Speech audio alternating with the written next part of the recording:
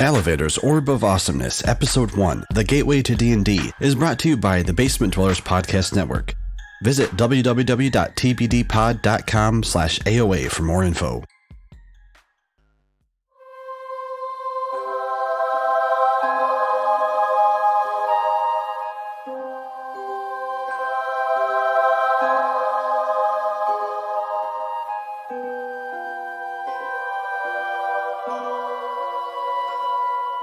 Hello, adventurers, and welcome back to Alavander's Orb of Awesomeness, a D&D podcast where we explore our love for all things Dungeons and Dragons.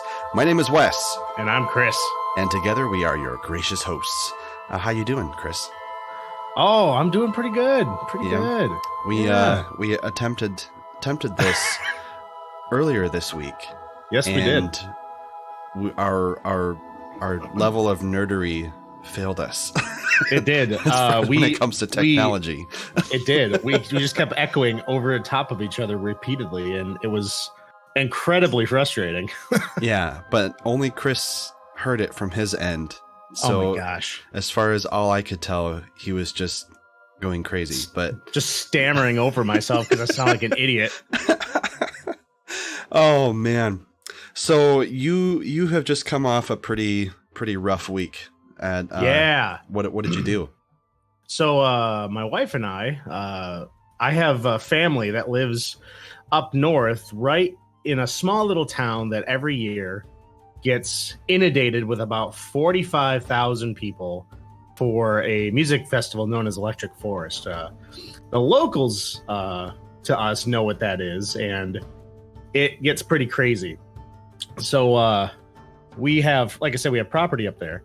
And several years ago, they decided, you know what, all the campers are kind of camping around our property. Why don't we build a concession stand on the edge of it?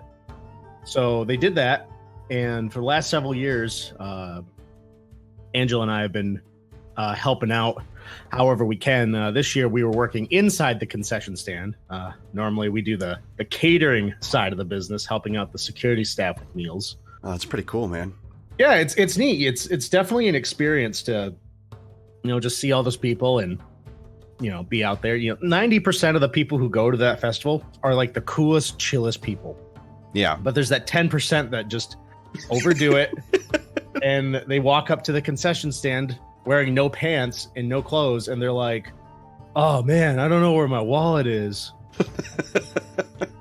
Feed me. Yeah. I would be more concerned if he did pull out a wallet. Yeah. So my week was not anywhere near that. As I'm sure listeners can probably tell, I do have a bit of an allergy thing going on, but that's about the worst of it. Oh man. Oh, poor baby. Yeah. But last weekend, my gaming group, we just finished the campaign that we've been playing since I believe it's January or February of this year, The Lost Mine of Fendelver, from the starter edition that was released, and we just finished it up, and by the end of it, everyone was like pretty wiped out. Not like the party wasn't wiped out, but players were pretty tired. So we kind of rushed through the very ending of it. But I think we were all kind of at that point where we're like, you know what? We've been in this area for a very, very long time. It's time to end. So. Yeah, right? Sometimes you feel that natural conclusion to a game. Yeah. And you have to run with it. Even if, like, as a DM, you had hours and days worth of extra stuff planned. Oh, yeah. If your players are feeling like it's the end, you need to feel like it's the end, because there's nothing worse than just dragging out something. Yeah. But we did have a new player with us, Pete, and he played a rogue, and he had never played D&D before, never done role playing, any sort of tabletop gaming whatsoever, really. He's actually a toy collector, so he asked me about it, and then I was like, hey man, is this something you'd be into? You want to try it out? And he was like, hell yeah. And so he came in and took to it really easily. I was surprised. Like it was no different than playing with any of our other group. It was like, are you hustling me, dude? Yeah, right. Well, it's more surprising to me. Like if you know who Pete is and have grown up with him in the town that we all grew up in, I am shocked that he has never played D&D or any type of role playing game. For as goofy and nerdy as I remember him, I haven't talked with him in a long time. But oh yeah. Well, the whole draw to D&D that I kind of presented to him, kind of like our own little adventure hook that you would give to players to get them interested. Oh yeah, the elevator pitch. Yes, is Pete is a stand-up comedian, so I kind of pitched the whole idea that, you know, hey man, like role playing is really just a whole bunch of improv, and you know, it could really. You know, not that he needs help with what he does, but you know what I mean? Right? It's just another avenue where he could practice stuff like that. And sure enough, I mean, he was making us laugh the entire time, and he was having a good time. And then he even asked after that, he was like, hey, he's like, I don't want to seem needy, but I would love to see you guys again. Like he made it like this whole like we went on a date and he really enjoyed it. And so he's going to be joining us for our future sessions from here on out. But cool. It's like the first one's free. That's how you get them hooked. Yeah. But yeah, it was a great time as far as what we went through. We had we were in one of the second to last, like somewhat dungeon-y areas in the game, and there was because I'm going off of the book, so there was an area in this keep where there's an owl bear, like just a random owl bear stashed in this keep, like, you know, barred behind a room, and of course, as any DM knows, your players typically don't end up going where you want them to. Never. So I was like, oh man, they're gonna leave this place without finding that room. And sure enough, one of my players was just, you know, like when we were getting ready to move on, he was like, well, wait a second. He was like, I want to go and search these rooms. I was like, do you? It's like, are you sure? So he went through and found the owl bear, and then I have this really bad habit of rolling really bad as a DM. You do. Yes, you do. And anything. Like low, bad, everything. So so initiative comes around, and long story short, the owl bear goes last. Well, I have six players in my game. So by the end of the 6 players going, the owl bear is pretty much toast. And because they're level 4. Well, they're level 5 now after that game, but they were level 4 when they fought the owlbear. But so nice. By the time my owlbear got to go, of course, my one attack, my one chance to really mess up somebody's day, was ruined by rolling low. Oh my gosh! So I made it a point to tell them later on that I'm going to be stashing random owlbears in every session from here on out until one of them actually gets to maul a character, because that's the second time they fought one, and the second time they completely wiped it off the map. Wiped it off the math map. The math map. Another quick thing that we did that was really cool, and I wanted to get your opinion on, is we used a new program during our stream called Sirenscape. Have you ever heard of that? Okay. You know, I have not. You kind of said it in our show notes, and I wanted to look it up.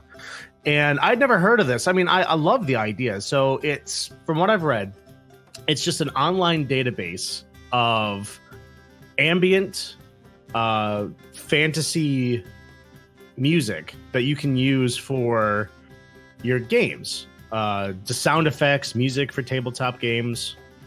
Yeah.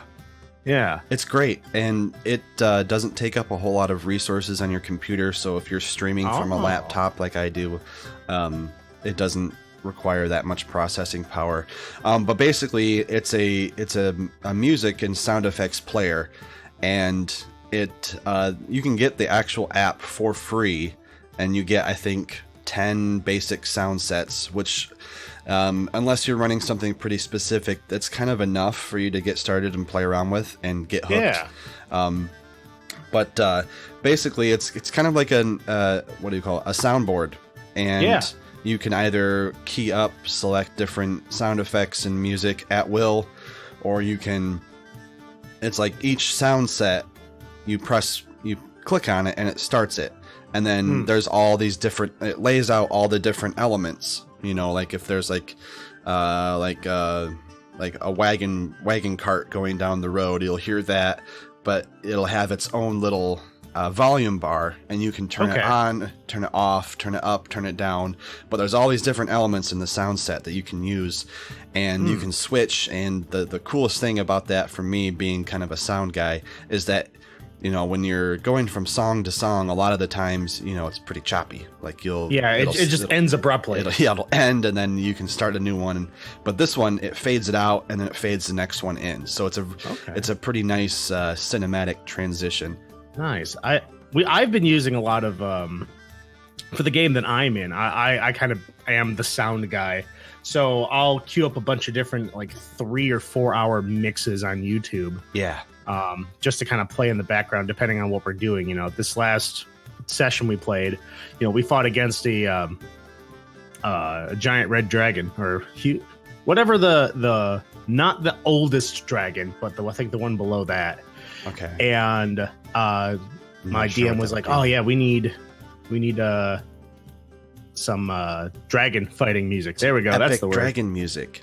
Yeah, epic dragon music. So I typed that in and found it out. But if this has a lot of the stuff that it could be even more geared towards what you're thinking. Yeah, and that's the thing with this one. I have not. I mean, there's like over 200 plus files that you get for just the fantasy pack. They do offer stuff for sci-fi and even just regular board gaming, to kind of set the moods and whatnot. But the whole fantasy pack is what I actually ended up subscribing, and I was going to give some. I'll give some info as far as where you can do that and how much it costs. But basically, it is a lot of ambient noise with some subtle music. Like if you're looking for very epic scores and whatnot, I have not gone too deep into it to find those. A lot of the ones that I've found have been more thematic. Like each soundscape is built kind of around like encounters. So like one of them's called like Bugbear Battle, and there's music to that, but just playing the music alone might not have the same effect as having all the other stuff around with it. Sure. But yeah, it's worth it, and it's to talk a bit about the pricing for those who are interested. I did end up subscribing for our group. Most of the subscription levels, they're actually billed every 2 months via PayPal. And if you choose like one genre, like I chose the fantasy genre, $14.30 every 2 months. That gets you all that stuff. That's not bad. No, not at all. And it's hard to describe without actually being able to show it on video. But you know, look up Sirenscape. That's Syrinscape. There's tons of videos on YouTube from the creator on how to use it, and it's a lot of fun to mess around with. But with that subscription, you also will end up. Any new soundscapes or sound sets that are released during your subscription are yours to keep forever. Like subscription gets you access to what has come out already. Yeah. But anything new that comes out while you're subscribed, you get to keep that for free, regardless of whether you're subscribed or not. There's a super level subscription, which gets you access to all of the content in every genre. Like I said, there's fantasy, sci-fi, and board game. But for those interested, you can visit www.sirenscape.com. And again, that's Sirenscape spelled Syrinscape. And No, I'm definitely going to look into this. Cause you should. Even the free player is good, man. The free player is great. Yeah, I mean, just to play around with it, and even that super pack, I have it pulled up here. Like, what is it? 14 to the what? $7 more, $8 more every 2 months, and you get literally everything. Yep, and you get the ability to create your own, and you can do a lot more. Like if you really want to get serious about it, you can do it a lot more with the highest subscription level. And it's it's really, like you said, it's not that much more than what I pay, but I really only wanted the fantasy for now, so sure, just to check it out. But nice. Before we go to our next segment here, what you can expect from this episode, we're gonna do some news from the D&D Multiverse. We're gonna follow that up probably by our first tips for Dungeon Masters. And we will end with an audio unboxing and our personal review and thoughts on the new D&D Essentials Kit. Yes. So for now,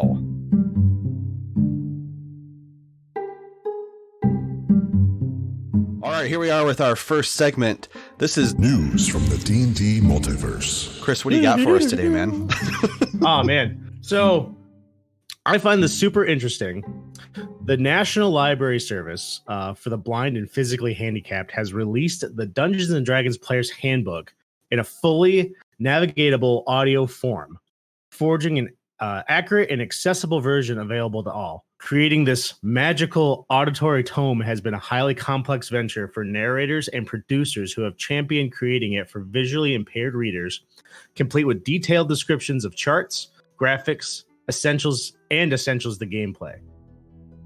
D&D players will soon be able to sally forth with 2 additional titles, the Dungeon Master's Guide and the Monster Manual. Now in production, that with Player's Handbook will comprise the game's core text in auditory form for the first time. That is so cool to me. Yeah. What do you think? Yeah. Oh yeah, definitely. And that statement was from Wizards of the Coast official.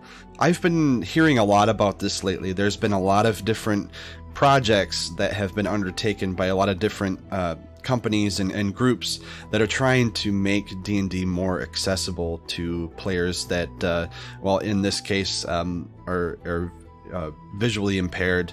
There's 3D printed Braille dice.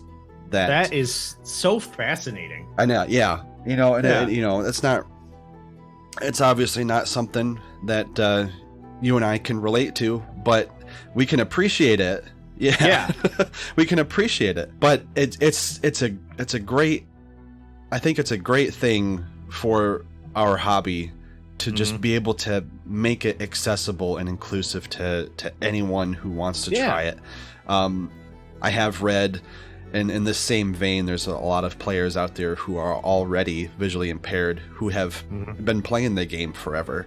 But this will just, I hope, and I'm assuming, will make a world of difference to them being able to have something that's for them.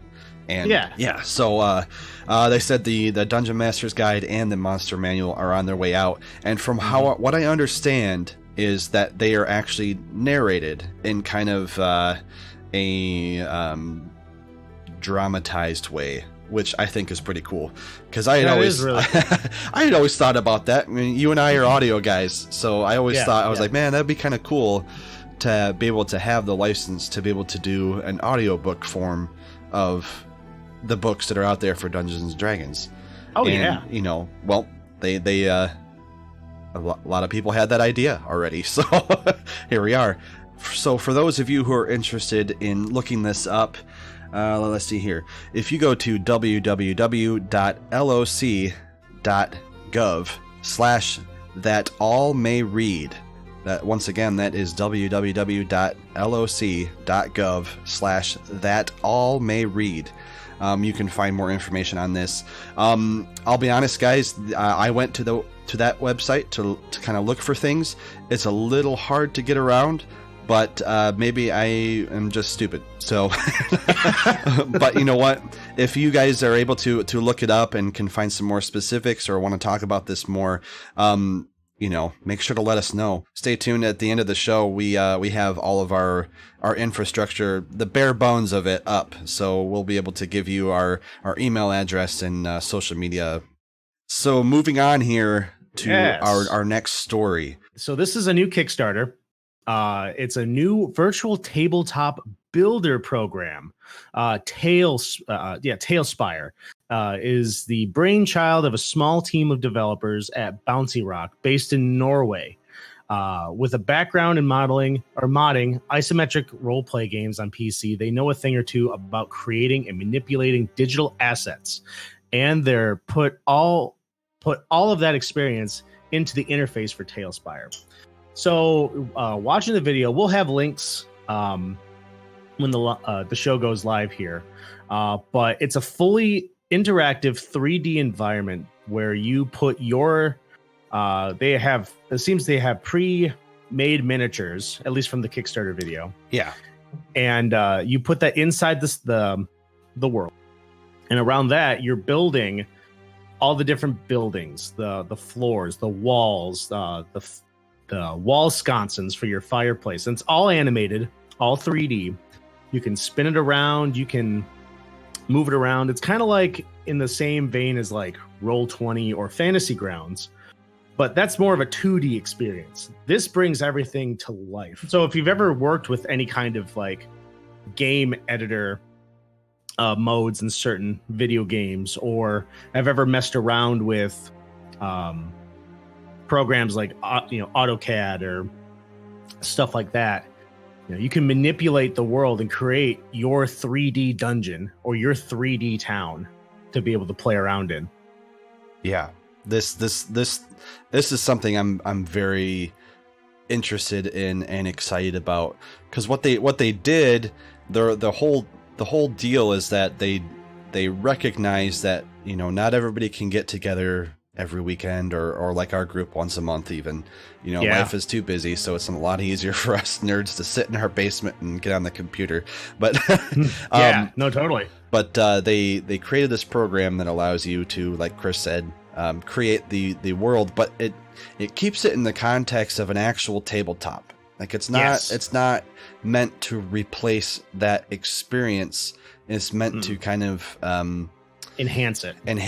Yeah. So the models for your characters actually look like D&D miniatures.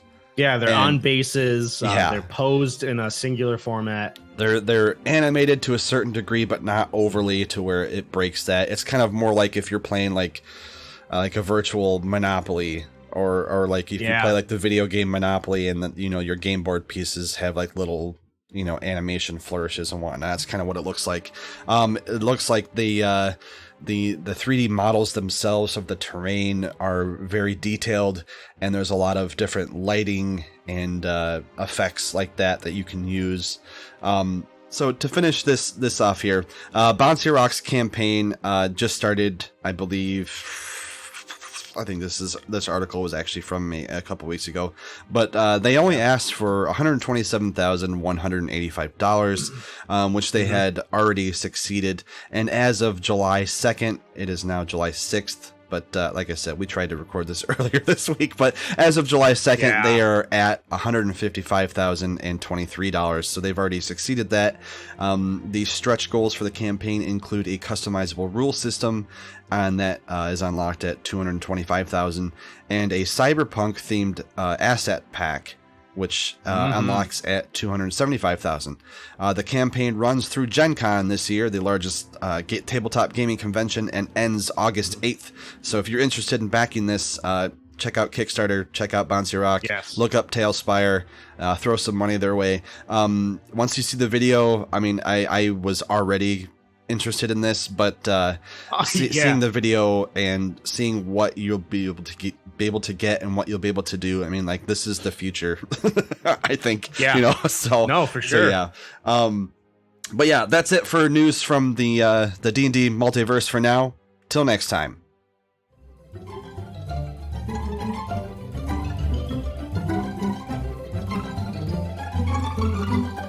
Welcome to DM Tips. All right, in this segment, we are going to talk briefly about one of the DMing tips that Chris and I have used throughout our entire tabletop career, I guess you can call it that. Yes. So the idea is how to keep your players on task in game. Mm-hmm. A lot of tabletop groups, they get together, a lot of them for the socialization aspect, which if you're like us, means a lot of joking around and a lot of loud and obnoxious laughing and off topic banter and whatnot. So Chris and I don't really know how this came about, but we developed this random system. It's not even a system, but it's more of like a visualization, like a tool that we wanted to talk to you a bit, just briefly about. We call it, quote unquote, the box. Yes. And Chris, what is the box? So when you're getting together with your group, and this may be the first time you've seen them in a couple weeks, and you're starting to get going in your game, and like halfway through it, things kind of derail and people get sidetracked from what you're actually doing in the game. So we call that the box because the box just got opened. So everything that we were trying to do is blown out the window, right? Everyone's talking about things that aren't happening with the game. So we used to use an actual just small box, and we need to put it back in the box, close it up. We need to get back into the game. And we kind of used it as a visual aid to show, hey, look, guys, like it's fun to joke around and do whatever, but we're like in the middle of combat. We're in the middle of this really tense discussion with the governor of this regency. Yeah. And we're talking about cat videos on YouTube. Yep, there's nothing that ruins a great role play exchange than the box being opened in the middle of it. Yes. And all it takes is one little comment sometimes. Right. So what's something that you've done, Wes, to kind of mitigate being able to help close the box, basically? Well, honestly, the whole concept of our box is kind of, it's a non-confrontational way to tell people to shut up. Yeah. And it's 100% it. Because you that's the thing. Like, everyone's there to have a good time. As the dungeon master, you're there to provide that good time to people, and to help facilitate the having good of times for everyone involved at the table. And the box was kind of like just a joke that we came up with. That was like you said, like, the box has been opened. Now let's close the box. That just kind of lets everyone know, hey, all right, time to get back to it. And when you're with a bunch of role players, sometimes it helps to be able to have a prop or to have a visual cue that transcends the whole in-game, out-of-game meta, I guess. Yeah. That, our group like kind of just understands that we've grown up with the box. Yes. And we've been molded and shaped by the box. I keep speaking of the box, that makes me want to do a Bane reference. but you already adopted it. Yes. I was molded by it, shaped by it. Yeah, that's an example of the box opening. All it takes is one stupid comment from me or from someone else to get things going, and then because we all love to go on random tangents. We all like joking around, because you don't want to be the guy, right, who's like telling people stop having fun. Yeah, we're trying to do something that is fun. Stop having your own fun. Or you're basically literally saying, shut up, because everyone's gonna immediately, the tone of your table is going to change immediately from then. So yeah, we came up with the box. You guys, those other DMs out there, other groups might have your own version, but the box, it works wonders. So, it does. Yes, the box.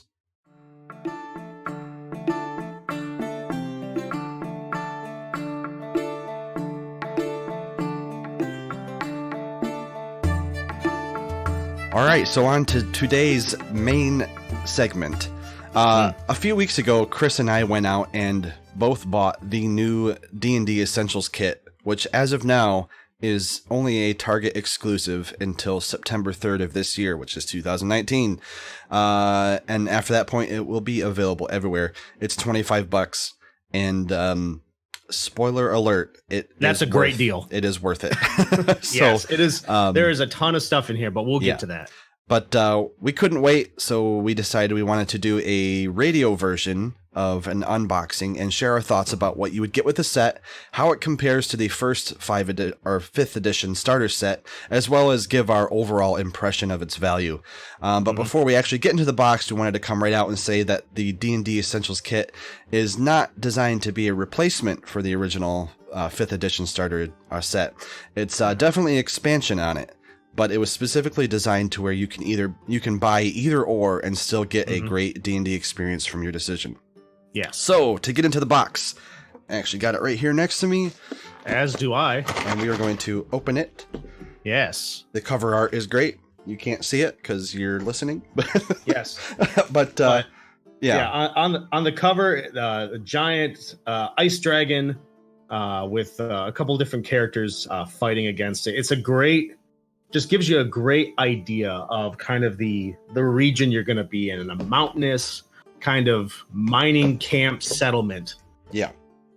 But the first thing you see when you open this kit, if I can get my box to line up here, hold on. Oh my gosh. So you get dice, and they're your standard translucent red dice. Seem to be of good quality. I can't imagine that they suck. I mean, how they roll for you is pretty much up to your dice mojo. But they're very similar to the starter dice that came with the first set. But what's interesting in this inclusion is that they give you 2 20-sided dice. Yeah, which is awesome because actually they give you a couple. They also give you a bunch of 6-sided dice as well, which is very handy. But with 5th edition's advantage and disadvantage system, it's very helpful because we explained it in episode 0. It was one of our favorite things where, instead of doing a bunch of crazy math and extra modifiers, you just jump from, hey, you have advantage, roll 2d20 and take the highest, or you have disadvantage, roll 2d20 and take the lowest. And it helps out. It's so easy. It's so nice. And I'm glad that they included it. Yeah, it was kind of a cool little touch. I mean, they're dice. There's nothing too special about them, but it's kind of a cool little addition that they added a second D20 and additional D6. That way, if these are the only dice that you have, then you have enough. Yep, you got plenty right here. Next thing in the box is you get the actual adventure module, which is called the Dragon of Icespire Peak. And Chris, did you get a chance to look through it? I skimmed through it just to see what all it involved, but I did not look too far into what each section was. Yeah, so I did go through it from cover to cover, not super in-depth, because I didn't really get a chance. I picked this up literally like a day and a half before I left for Electric Forest. So, but what's nice about this is it just kind of gives you a little overview at the beginning, gives you the basics on, the DM is a referee, the DM is a storyteller, and is also a role player. Gives you some quick little DM tips, improvising ability checks, and a few other things. Plus, it goes through what's kind of in the box.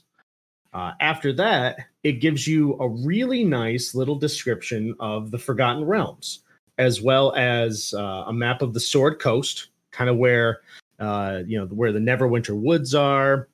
Some of these are going to look really familiar because this is also a similar map to the first starter box. Yes. It kind of, I think, shifts where you're looking on the map from the last one. I can't remember exactly.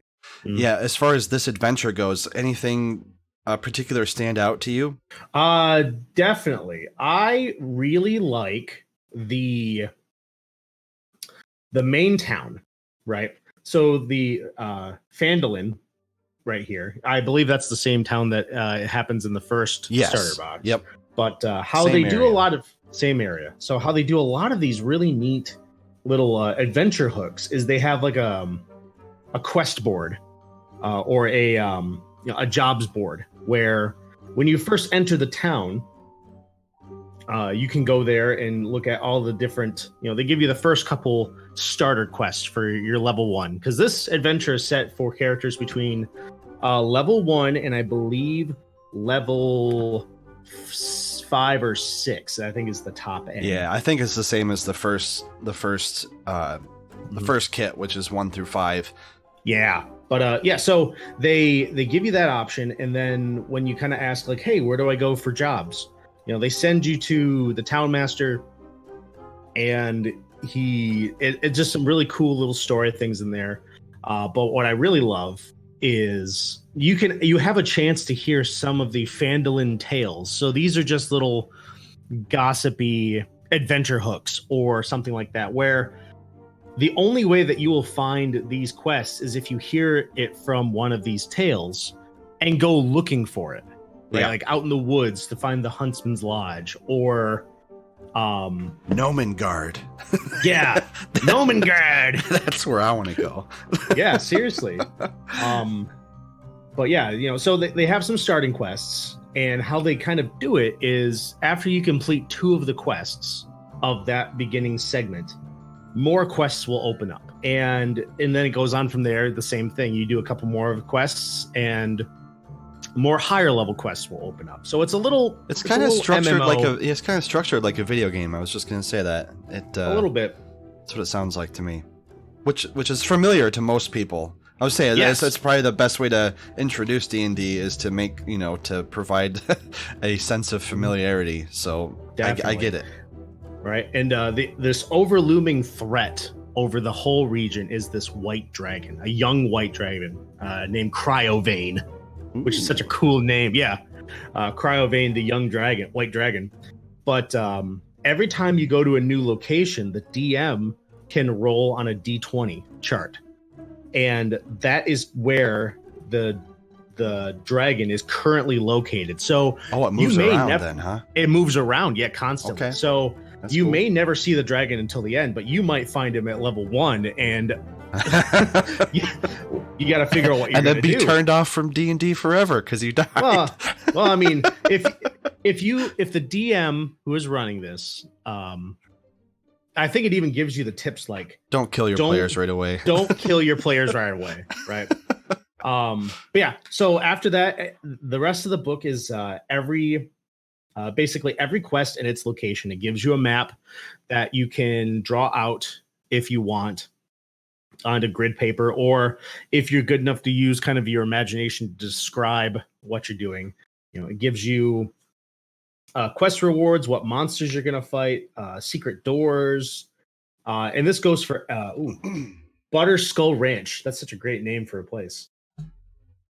But yeah, so it just keeps going with all these different location, the Dwarven Excavation, the Falcon's Hunting Lodge. It's one of the secret quests. But yeah, it just goes through that, kind of just talks about all the different places that you can go to in this particular area. Good deal. Very, very well detailed, gives you a lot of good story blurbs, gives you good role play moments on what like text boxes you can read out aloud as adventures. And then in the back of it, it gives you a bestiary. So it gives you all the creatures and monsters and NPCs that you'll be fighting or talking with in the book. So you have all their stats, all their abilities right in the back of the adventures book. Yeah, everything you need is right there. Right here. Yep. And it gives you what I also like is at the almost at the end of the book, they give you the ending the adventure. Okay, so what happens when you're done with this book? It says, hey, maybe pick up the next starter box, or pick up one of the other expansion books that they've come out with, like Out of the Abyss or Princes of the Apocalypse, Storm King's Thunder, the new Waterdeep, Dungeon of the Mad Mage, book that just came out. That would be a great one because you end at level 5 in this book, and then you can just jump right into that, heading to Waterdeep.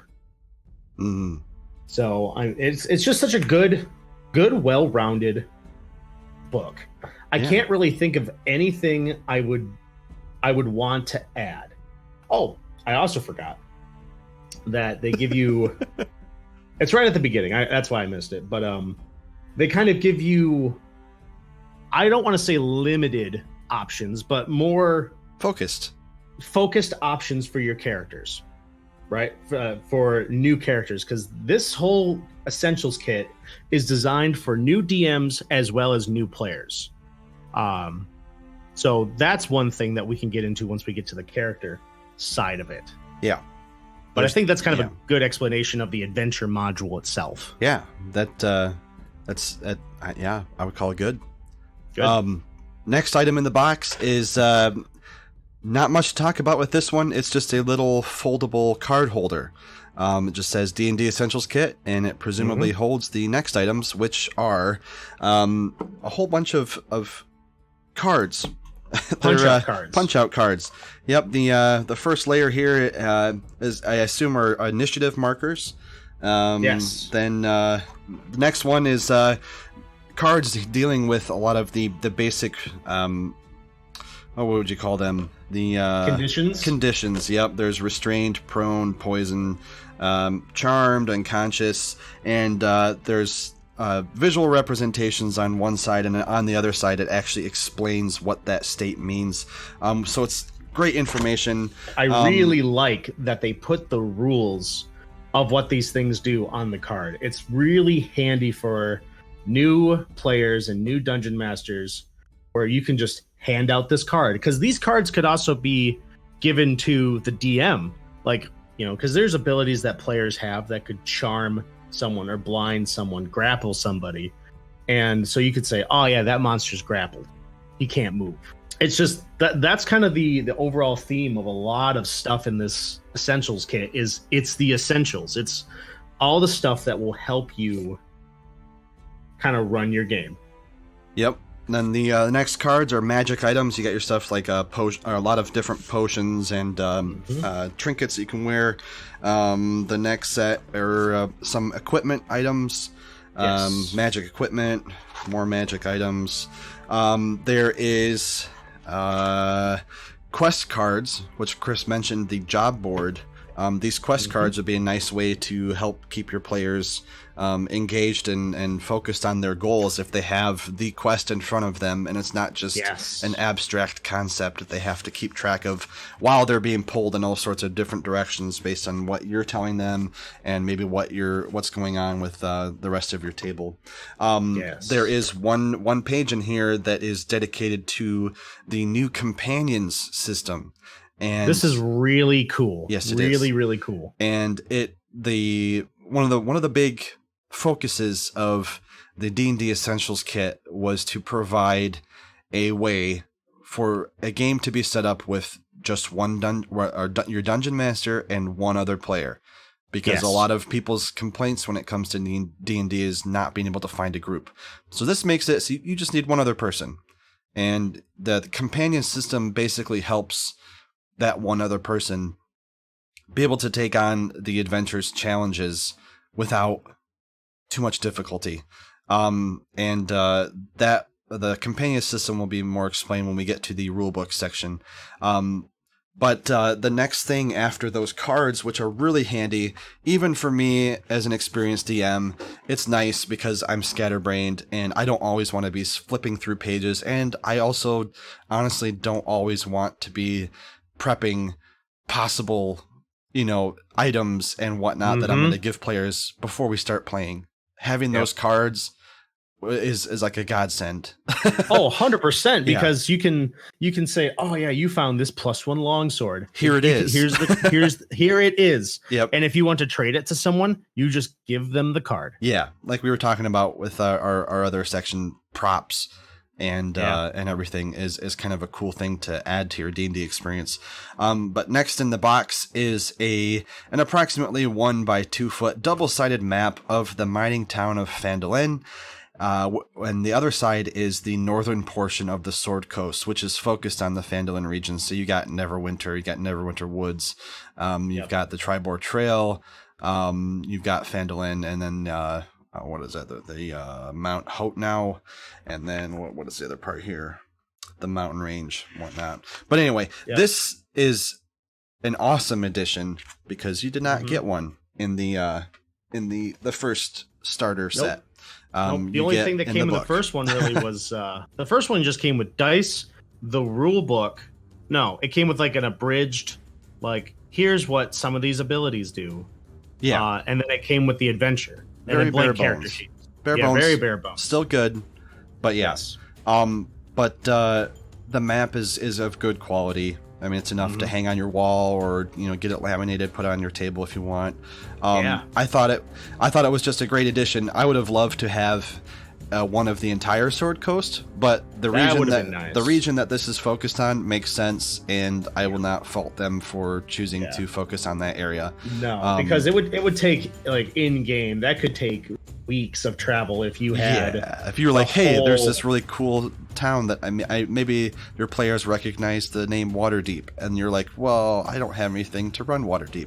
We might as well just not show them that. So exactly, that's something you can tease and then get ready for through some of the other adventures. But next thing in the kit here is a streamlined rulebook. This is so awesome. The biggest difference between this one and the one included in the 5th edition is that this one runs you through the process of character creation. Yes. The first kit gives you characters, pre-made characters, and they give you some character sheets, but not how to do it. This one tells you how to make them, which even for me, I've always used character generators, but yeah. So running you through that is I wouldn't it's a say, different experience. It's not essential to the game, but because there's ways to cheat around it. But it's nice that they include this in that. Yeah, I mean with the first starter kit, having those pre-made characters, that is very nice to do for someone who is just starting. Just pick up and run. Just pick up and run. Where this, I feel that this method, where it actually runs you how to make your character, gives you a sense of ownership with that character. Right? So you feel more inclined to kind of role play it and not just roll dice because you're playing a board game. This kind of gives you more of a feel to it. It allows you to flex your creativity. Yes. I will say I like and dislike how I like that it is streamlined, where it only gives you a focused number of options for your adventuring group, because it can be a little overwhelming when you have so many different classes and so many different races to choose from. Like, for instance, there's human, 2 different types of dwarves, 2 different types of elves, and halfling that you can choose from this particular book. The part I don't like is the fact that, some people who may want to come into this hobby or come into playing Dungeons and Dragons, they were on Pinterest and saw, oh man, I want to play a tiefling or I want to play a dragonborn. And if that person playing with a new DM they don't have that stuff available, they just got this for Christmas or they got this for their birthday, they don't have that rule set. Yeah, that's kind of weird that they wouldn't include Dragonborn. Yeah, they're a pretty iconic race now, and even Tiefling to a certain extent. But yeah, but like I said, I guess this is the essentials. These are the essential characters, classic. Classic. Yeah, these are the classic creatures and classes that are in Dungeons and Dragons. Yeah. But yeah, just kind of going through from cover to cover here. They give you, kind of the step-by-step. So you choose a race, you choose a class, and all the things that go with that. Figuring out your hit points, your proficiency bonus. They explain all the stuff in here too, which is nice. How proficiencies work, how to using the bonuses, determining your ability scores. They give you the modifiers, the scores in the modifiers sheet. I believe they do the standard array of 15, 14, 13, 12, 10, and 8 for you to pick where you want those things to go. Quick little section on describing your character, genders, backgrounds, alignment. They go through all the different alignments, personality traits, ideals, bonds, and flaws. That's still something that I really enjoy. Yeah. With fifth edition. If you're a role play focused person, or that is more your interest, then those kind of things are really cool to mess around with. Definitely. I mean, they give you small little bonuses that are kind of insignificant, but it adds to the story of your character, and it adds to the ambiance of who your character is. Yeah. After that, they go just kind of explain how equipment works, how armor class, melee range weapons, how you gain levels. And then it starts going into the different races and different options that you can pick from those. Elf, dwarf, human, halfling. After that, they go into the different classes that are available in this book.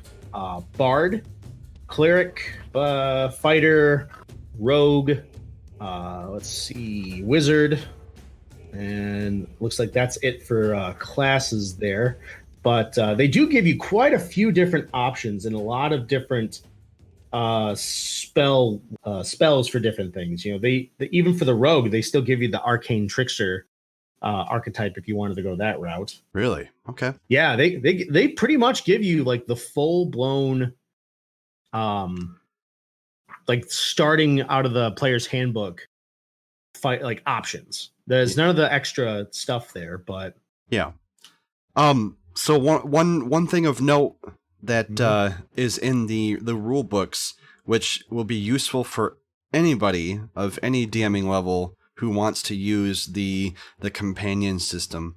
And I guess it's not really much of a system, but basically, long story short, with the companions, like we said, they're designed to fill out a party that may not have enough people to meet the challenges that the campaign are designed to throw at your players.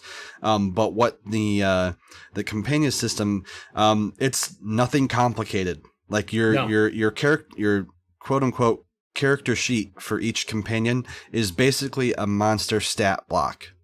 Yep. It's set up the same way. So if you're familiar with that, then the companions will be very easy for you to run. It's literally armor class, hit points, speed, then your ability scores, saving throws, some other information, abilities that they have, and then their actions, like what they can do in combat, and that's it. Yep. The rest of it, their personality and appearance or anything like that, that's up to you if you want to do that. But you can run them just like monsters. So. Yep. Or you can use the cards. The cards we didn't really describe. They have photos of kind of what those characters look like. And they have they have their flaws and there it is. Yeah. Portraits of what each player or each one of these companions looks like. And then they have little blurbs in the back of their personalities, what they look like, their ideals, their bonds, for instance, Pickled Pete is probably my favorite one. I'll just read it real quick. Okay. Pete likes ale and tends to function better while tipsy. At his best, he's quite a handyman and comes up with all sorts of crazy ways to get things done. Use the expert sidekick stat block in the rulebook to represent him. So there's expert, which are your kind of roguish types. Mm-hmm. You've got a spellcaster sidekick, and then a warrior sidekick who actually has a reaction to be able to impose disadvantage on the attack roll of a creature within 5 feet of it whose target isn't the warrior. The warrior must be able to see the attacker. But personality-wise for Pickled Pete, my friends know they can rely on me no matter what. Ideal. I like coming up with new ways to do things. What problem can't be solved with a little ingenuity? Bond.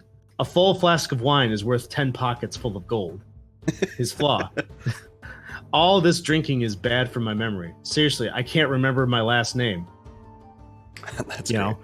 So just little stuff like that can help the DM kind of flesh out these characters and make your players care about them. They're not just meat. They're not just meat shields. They're not. They could be, I guess, depending on how the player wants to react to it. Yeah, but another thing with the companions that is kind of cool is it allows anybody coming from a video game background or specifically like an MMO background knows that there are certain roles that even D&D background, there are certain roles that your character class is meant to fill. Clerics can both fight and heal, but traditionally heal. And if you want to be like that is your jam, like you want to be a healer, but there's no way that that you could take on all these different monsters being just a healer. Grab one of the companions and make him a warrior. You know what I mean? Yeah.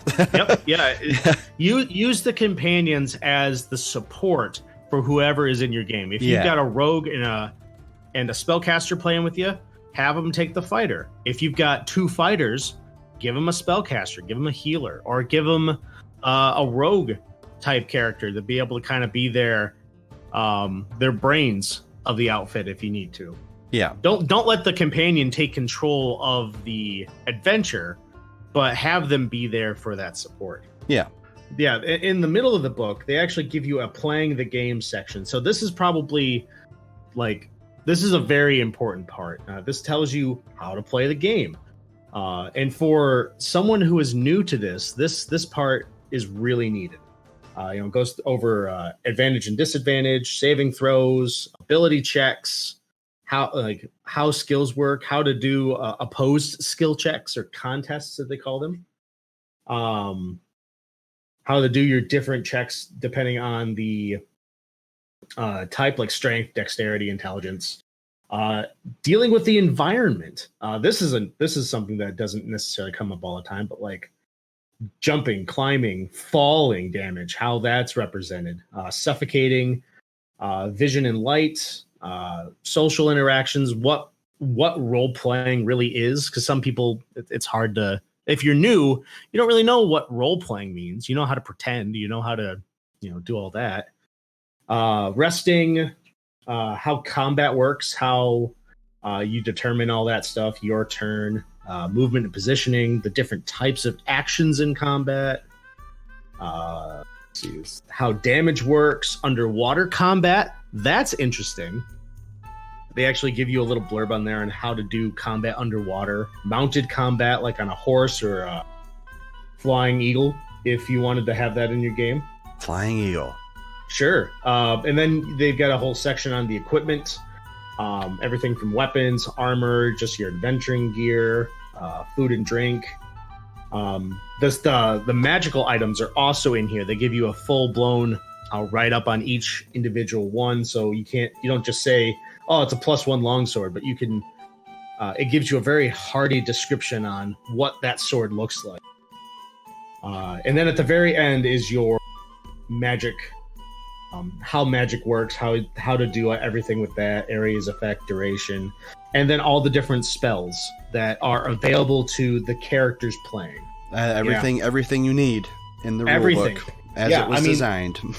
Which is so awesome. I know we keep gushing about it, but it's so nice that instead of it just being just an abbreviated version of the rules, it's more of a snapshot of those particular sections in the full-blown player's handbook. Yeah. And that's so much more useful than just cut down, shortened down versions of everything. I agree. Next thing you get is a DM screen. Again, awesome addition to this Essentials Kit. You don't get one in the other one. Nope. It's the pros on this is if you, let's see here. Where's my other one? Well, I have the other official one that cardboard one. Yeah, it has the red dragon on the front of it. All the same information you can expect. A lot of this stuff is on the cards that they provide you as far as the conditions. This one does give you the actions you can take in combat. Gives you a lot of different tables that will allow the DM to make snap decisions. Like if you're in an inn and you're like, everyone's like, well, how much does an ale cost? And you're like, I have no clue. And then you just look at this and it tells you.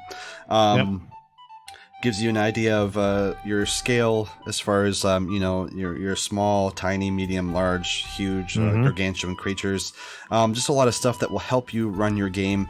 You don't need to use it, but if your players ask and you are saying you're like, hey, I want to learn this game inside and out, this information's on here. The other pro is the artwork on it is incredible.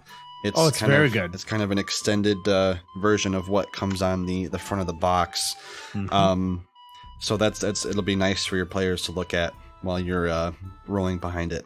Yes. The only con that I had with it is that it does its job. So that's not a con, that's a pro. But it does its job. It hides what you're doing. But it, compared to the other one, it doesn't seem that sturdy. It'll stand up on its own, but it's more cardstock as opposed to the actual board, like the cardboard. So yeah. It's very like you said, it's probably 60-pound cardstock. Oh, we're getting into paper specifics. Sorry, we are. Yeah. But no, it feels very sturdy, and it will rip. I feel like if you were wanted to rip this, you could, but you would have to actually want to rip it. You'd have to commit to it. You'd have to commit to it, yeah. But ultimately, I feel like it's a good addition. It allows you to have this information at your hands. But I would agree with you. If you get this is a good beginner part, but long term, pick up the official Dungeon Master screen, because that'll last longer. It's a heavy cardboard laminated, with the images on there. So yeah. And that's really kind of just us maybe nitpicking a bit, because this particular product is meant for people to play right out of the box. They don't know anything else. So, presumably. So this is a great addition to this kit, and plus more of this fantastic artwork on the outside too. It's so good. Yeah.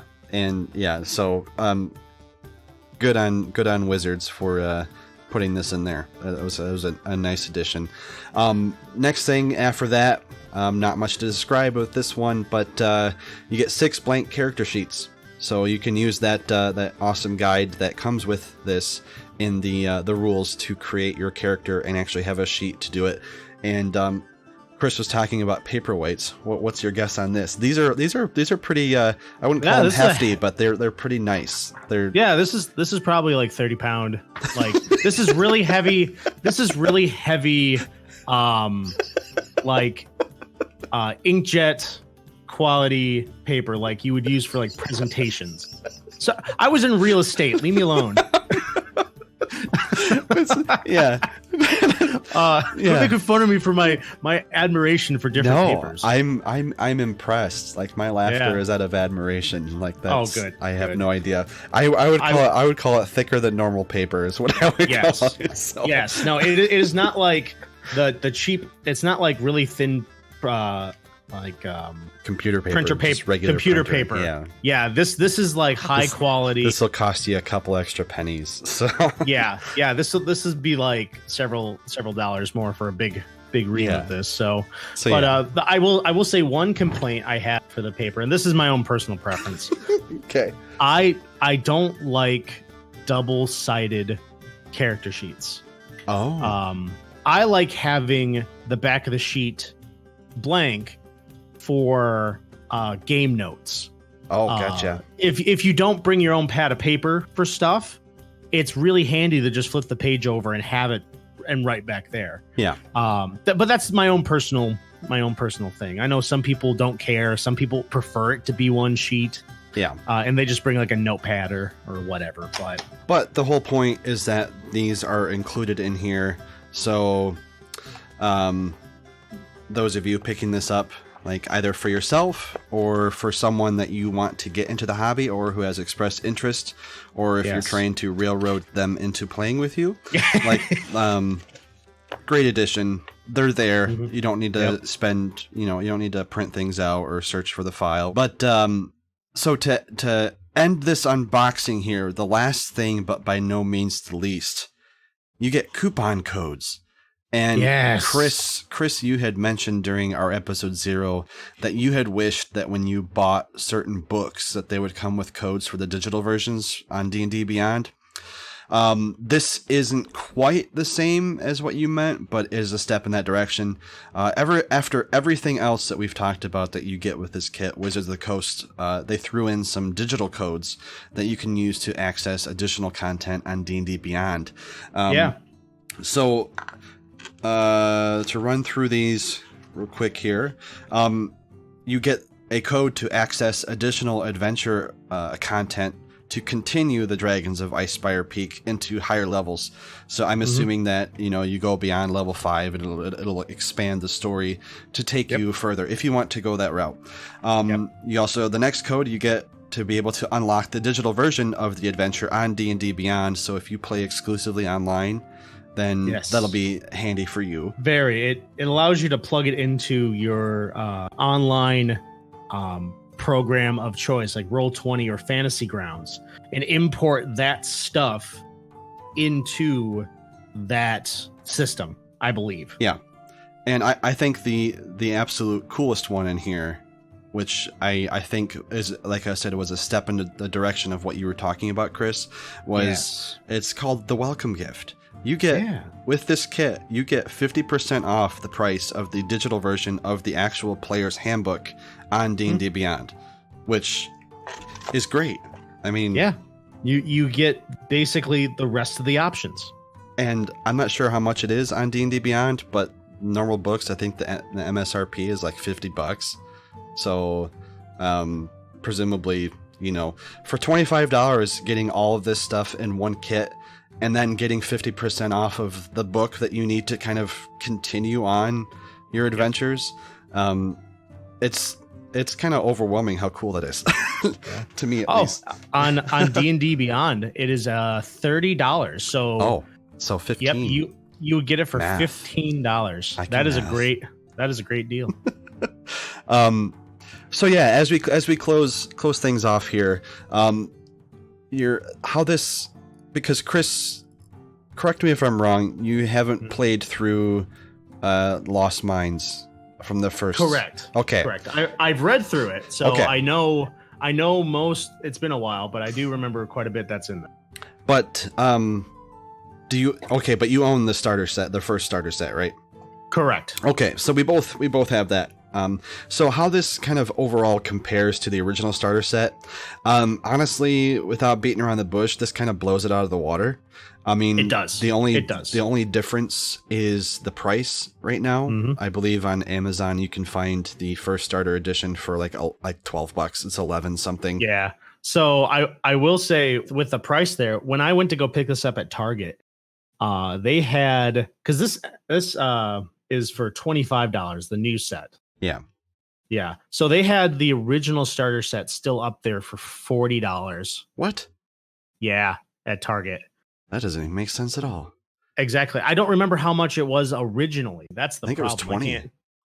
Was it only that much? I feel like it was a little more than that. Maybe. I don't know. I see it for 20 everywhere in stores, but online for 12. So sorry, brick and mortar, but we got to get our D&D on and for a good price.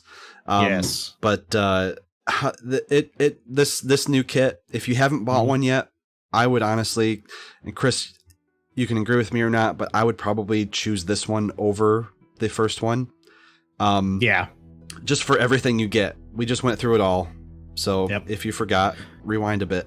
But this is probably the better deal out of all of them for what you get. But definitely. I know a lot of people that have played D&D for years and years, like us.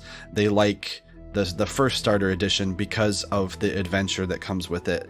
So paying $12 for the adventure alone in the first one is worth it to a lot of people.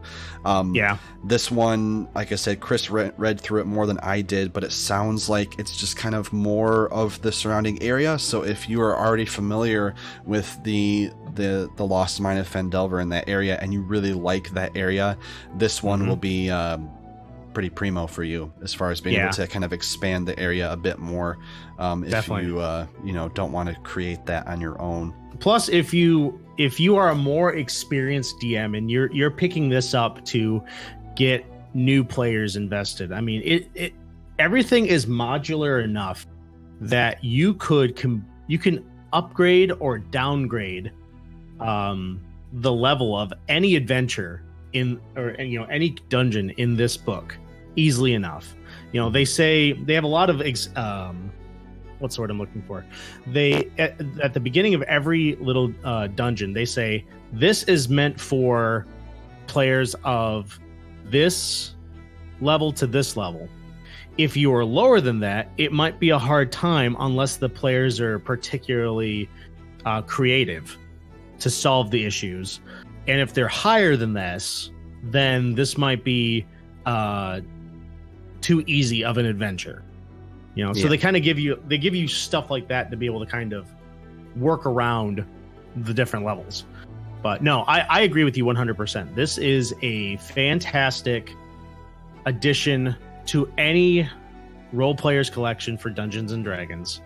If you've been wanting to jump in, this is a great place to do it. If you've been looking to try to get people at your local game store or friends and family to get into this cool hobby that we do, this is a great way for them to jump in a very hassle-free environment. Yeah. So there's a lot of value for both new players and old players alike, and I know that's kind of a generic statement when it comes to reviewing things, but it really is true in this case, because especially since I literally just got done running through the first Starter Editions campaign with my group, I still find value in this. Our group doesn't really have much of an interest as of now to return to Phandalin, but knowing that it's there and that if they ever decide to make a pit stop, because there are certain things that happen that will make them potentially make it worthwhile for your characters to return, this will just give more world building for you to work off with. But to finalize this, Chris, if you're a new player, what would you say? Which one would you get? Between this or the original starter set? Yes.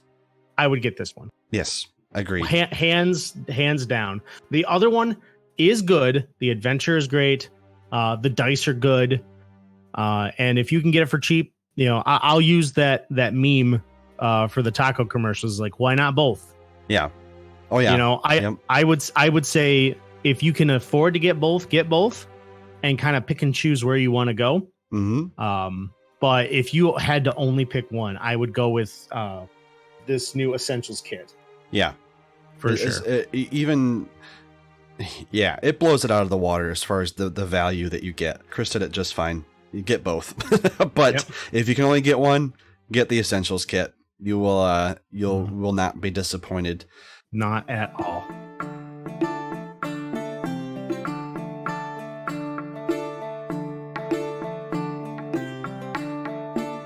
Okay, great segment there. The D&D Essentials Kit is available right now at Target. If you just can't wait, and then if you can wait, or you're planning on doing it for the holidays, September 3rd of 2019, available everywhere. So before we take off, we just wanted to give some quick information about our podcast infrastructure as far as how you can get a hold of us, because we really want to make this little project of ours as involved and sociable as possible. So we would love to hear feedback. We would love to get ideas from you guys as far as what you would like us to cover, what you'd like us to talk about, what you want more of, maybe what you want less of. Just be nice. We now have a magic mailbox that delivers your messages directly to us from anywhere. Tell your mailbox gnomes to address your messages to AlavandersOrb at gmail.com, and that is Alavanders without the apostrophe. Sorry, grammar police, but that's they won't allow special characters in email addresses. So AlavandersOrb at gmail.com. You can drop us a line, ask us questions, give us feedback. We would really love to hear about the things you'd like us to talk about. As we said. Then also a new thing for the both of us, I believe, is to send your magically enhanced carrier pigeons to tweet at us at AlavandersOrb on Twitter. Same as our email address, AlavandersOrb at AlavandersOrb on Twitter. And you can also find us on the Book of Faces at facebook.com/AlavandersOrb. Same deal. The Book of Many Faces. Yeah, exactly.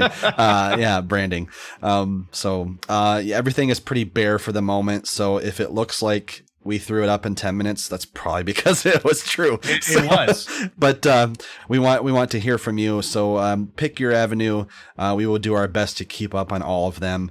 And Chris, anything else you'd like to say before we sign off, buddy? No, I think that this is going to be fun. We're going to continue to do the DM tips as well as player tips in future episodes, as well as just going through other adventures. Yeah, thanks for sticking with us, and we will see you next time. Have a good night. Or good day. Night. Good day. It's good day. Not even noon here. Yeah. So They don't used to know that. I'm so used to saying good night. I know. I ruined the magic. I pulled the veil down a bit. But you did. But yeah. All right.